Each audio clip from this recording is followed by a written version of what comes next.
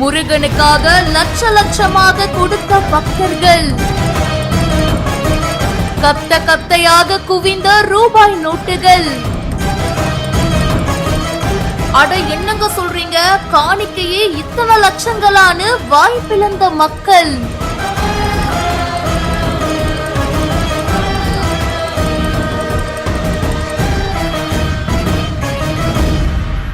திருவள்ளூர் மாவட்டம் பொன்னேரி அடுத்த சிறுவாபுரியில அமைஞ்சிருக்கிற பிரசித்தி பெற்ற பாலசுப்பிரமணிய சுவாமி கோவில்ல 6 வாரங்கள் தொடர்ச்சியா நெய் தீபம் ஏற்றி வழிபாடு செஞ்சா வேண்டுதல் நிறைவேறும் அப்படின்றது பக்தர்களுடைய நம்பிக்கையா இருக்கு.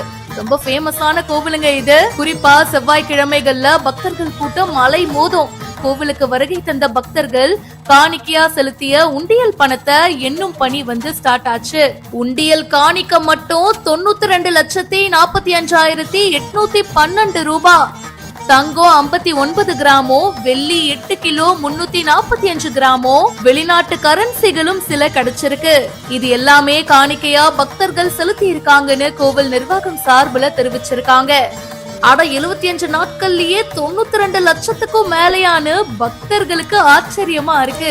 இந்த வீடியோ பத்தின உங்களுடைய கருத்துக்களை கமெண்ட் செக்ஷன்ல சொல்லுங்க. மேலும் பல இன்ட்ரெஸ்டிங்கான விஷயங்களுக்கு இப்பவே பிஹைண்ட் ஃபாலோ பண்ணுங்க.